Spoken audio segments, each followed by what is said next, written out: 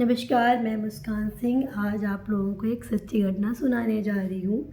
यह सच्ची घटना है राजस्थान प्रदेश के ज़िला भीलवाड़ा की। भीलवाड़ा के लाविया टोल प्लाज़ा में एक गांव पड़ता है जिसका नाम है जसवंतपुरा। जसवंतपुरा गांव में एक ही पेट्रोल पंप था। तारीख 21 अक्टूबर, समय दोपहर 2:48 के आसपास का वक्त हो रहा था। और जो जसवंतपुरा गांव था उसमें एक ही पेट्रोल पंप था। वहाँ पे जो सीएनजी भरी जाती थी तो वहाँ पे एक ही पेट्रोल पंप था, तो वहाँ पे गाड़ियों की लाइन लगी हुई थी। तो सफ़ेद रंग की एक गाड़ी आती है, वो पेट्रोल पंप पे खड़ी हो जाती है।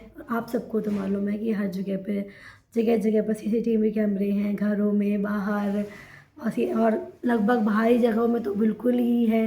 तो वहाँ पे एक सफ़ेद रंग की गाड़ी आती है और वहाँ पे खड़ी हो जाती है। उस गाड़ी से दो बच्चे निकलते हैं और साथ साथ जो व्यक्ति होता है उसकी वाइफ निकलती है और ड्राइविंग सीट पर बैठा हुआ व्यक्ति होता है वो भी उतर जाता है।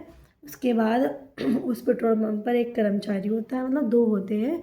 तो वो कर्मचारी जो दूसरा कर्मचारी था जिसके गाड़ी में सीएनजी डालनी थी, जो पेट्रोल पंप में सीएनजी जो डालता है वो व्यक्ति और गाड़ी वाले व्यक्ति का वेट कर रहा था कि कभी अपना गाड़ी का वो खोले ढक्कन, जिससे मैं उस पर नोजल फिट करके सीएनजी भर सकूँ। पर वो जो व्यक्ति होता है वो अपने गाड़ी का ढक्कन नहीं खोलता है। तो जो पेट्रोल पंप में होता है ना कर्मचारी, वो उसके जो पीछे खड़ी होती गाड़ी उस पे जाके अपना, उस व्यक्ति ने अपना ढक्कन खोल दिया था, उस पे जाके नोजल डाल के उस पे सीएनजी भरने लगता है। जब वो पीछे खड़ी हुई गाड़ी पे सीएनजी भरने लगता है तो जो आगे वाली गाड़ी थी उस व्यक्ति को बर्दाश्त नहीं होता है। वो आता है और बोलता है कि तुमने मेरी गाड़ी पर सीएनजी क्यों नहीं भरी। तो सीएनजी भरने वाला जो कर्मचारी था उसने बोला कि भाई साहब आपने अपने गाड़ी का ढक्कन नहीं खोला जिससे मैं उसमें नोजल फिट करके सीएनजी भर सकूं। तो वो व्यक्ति बोलता है कि मतलब मैं यहाँ एसडीएम हूँ यहाँ का और तुमने मेरी गाड़ी पे सीएनजी नहीं भरी, तुम पीछे भर रहे। तो उसने सीधे से बोला कि आपने अगर अपनी गाड़ी का ढक्कन खोला होता तो मैं उसमें सीएनजी भर देता। पर भाई वो जो व्यक्ति उसमें बैठा था वो था एसडीएम। उसको बर्दाश्त नहीं होती ये बात। जैसे ही उसको बात ही बर्दाश्त नहीं होती है, वो व्यक्ति उस कर्मचारी को बोलने का मौका नहीं देता, उसके मुंह पे एक थप्पड़ जड़ देता है जोर की। तो जैसे ही थप्पड़ जड़ता है तो वो जो कर्मचारी होता है वो बोलता है कि सर आपने क्यों नहीं ढक्कन खोला, अगर आप ढक्कन खोलते तो मैं यहाँ पे कैसे बढ़ता। तो उसको बहुत तेज़ से एसडीएम साहब धक्का दे देते हैं। तो वो बेचारा सहमा से हो जाता है, वो कुछ नहीं बोलता। परंतु जो दूसरा कर्मचारी था पेट्रोल पंप में वो देखता है कि मतलब उसको बर्दाश्त नहीं हुआ। वो वहाँ पे आया, उसने दूसरे व्यक्ति से जो एसडीएम था उससे पूछा कि भाई आप उसको क्यों मार रहे हो, क्यों धक्का दे रहे हो, क्यों गाली गलौज कर रहे हो। वो बोलता है तू कौन है। उसने बोला कि वह इसकी गलती क्या है, मैं भी सामने से देख रहा हूँ कि आपने अपने गाड़ी का ढक्कन नहीं खोला, तो ये कैसे उसमें सीएनजी डालता। तो इतने में वो भी बोलने लगता तुझे मालूम नहीं है मैं एसडीएम साहब हूँ यहाँ का।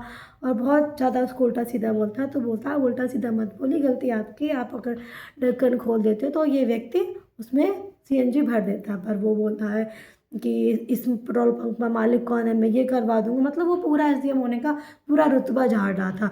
पर जो वो कर्मचारी दूसरा था उस बेचारे को बर्दाश्त नहीं होता है और वो बोलता है कि सर आप हमारे मालिक को कुछ मत कहिए। पर एसडीएम साहब तो एसडीएम साहब थे, वो तो गाली गलौज देने लगते थे, उसको बर्दाश्त नहीं था। जैसे ही गाली गलौज होने लगती तो आपस में धक्का मुक्की होती। जैसे धक्का मुक्की होती एसडीएम साहब जोर का थप्पड़ उस दूसरे कर्मचारी को भी जड़ देते हैं। तो दूसरा कर्मचारी था उसको बिल्कुल भी बर्दाश्त नहीं होता, वो भी जोर का थप्पड़ एसडीएम साहब को जड़ देते हैं। आपस में धक्का मुक्की होती है और जैसे ही वो जो दूसरा व्यक्ति थप्पड़ जड़ता है एसडीएम साहब को, उनकी वाइफ को बर्दाश्त नहीं होता। वो तुरंत आ जाती है और बोलती है आपने इनको थप्पड़ क्यों मारा है, ये एसडीएम साहब है। फिर क्या था, वो जो कैमरा था उसकी कैमरा का वीडियो सोशल मीडिया पर वायरल हो जाता है, न्यूज़ पे हर जगह जगह शोर होने लगते हैं। कोई कहता है एसडीएम साहब ने थप्पड़ मारा, कोई कहता है कर्मचारी ने एसडीएम साहब को थप्पड़ मारा। हर जगह ये आग की तरह न्यूज़ फैल जाती है। जिस व्यक्ति को थप्पड़ मारा गया है उसका नाम है छोटू लाल शर्मा होता है, जो कि प्रयागराज उर्फ खंड पर एसडीएम पद पर वर्तमान में तैनाती है उनकी। बस इसी बात की चर्चा, कहीं एसडीएम ने मारा तो कहीं कर्मचारी ने मारा, बहुत जोरों की फैल रही थी। वहाँ पर भीलवाड़ा के पास एक रोयला थाना पड़ता है, वहीं पास के नज़दीक में भीलवाड़ा ज़िले के अंदर। वहाँ पर एसडीएम छोटू नाम शर्मा की वाइफ जाती है, पत्नी धर्मपत्नी जाती हैं और जाकर वहाँ पर शिकायती पत्र दे देती हैं। शिकायती पत्र के आधार पर 3 लोगों को गिरफ्तार कर लिया जाता है, जिनमें से एक का नाम है दीपक माली और दूसरे कर्मचारी का नाम है प्रभुलाल कुमागत और तीसरे कर्मचारी का नाम है राजा शर्मा। इनको गिरफ्तार कर लिया जाता है और पुलिस गिरफ्तार करने के बाद पूछताछ करती है, लेकिन सीसीटीवी पर लगातार वीडियो वायरल हो रहा था और चर्चा का विषय बन गया था। और जो एसडीएम साहब की पत्नी होती है ना, वो उन्होंने कुछ इस तरह आरोप लगाए हैं कि मैं वहाँ पे पेट्रोल पंप पर मेरी गाड़ी खड़ी होती है, मेरे बच्चे उतरते, मैं वहाँ से उतरती हूँ, जैसे उतरती हूँ वहाँ का जो कर्मचारी था वो मुझसे आँख मारता है और ये सब हरकत देख के एसडीएम साहब को बर्दाश्त नहीं होता है। आपस में उनकी मतलब बहस हो जाती है। तो बहस होने के बाद जो वहाँ का कर्मचारी था, उन्होंने हमारे गाड़ी पे सीएनजी नहीं डाली, पीछे वाली गाड़ी पे सीएनजी डाली और इस पर हमारी लड़ाइयाँ शुरू हो जाती है। की वाइफ बोलती है कि हमसे ढेर सारी अभद्रता की गई हुई, हमारे बच्चों के साथ बहुत सारी अभद्रता की गई। फिर क्या था, पुलिस सक्रिय हो जाता है और सक्रिय होने के बाद उन तीनों कर्मचारियों को पकड़ लिया जाता है। फिलहाल तो ये जांच का विषय है, लेकिन ऐसा प्रतीत होता है कि सीसीटीवी फुटेज के वायरल होने पर कार्रवाई एक तरफा नहीं की जाएगी।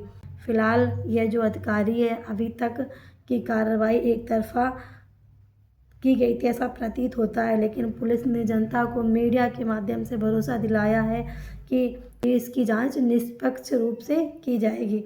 शायद अंदाज़ा लगाया जा सकता है कि एक नॉर्मल सा कर्मचारी 5 से 6 हज़ार, 6 से 10 हज़ार कमाने वाला व्यक्ति कहाँ एसडीएम साहब के सामने कहाँ उसकी चलेगी। लेकिन एक बात तो है, सोशल मीडिया पर एसडीएम साहब के पुराने चर्चे खुलने शुरू हो गए कि एसडीएम साहब की 2 पत्नियां हैं, उनके अलग अलग बच्चे हैं। फिलहाल एसडीएम साहब सुर्खियों में हैं और पूरे प्रदेश में इस थप्पड़ की गूंज लगातार आग की तरह फैल रही है। दोस्तों, इस घटनाक्रम को सुनाने का मेरा उद्देश्य किसी को परेशान करना नहीं है और ना ही किसी का दिल दुखाना है, ना कि किसी की भावनाओं को ठेस पहुंचाना, ना ही किसी को परेशान करना।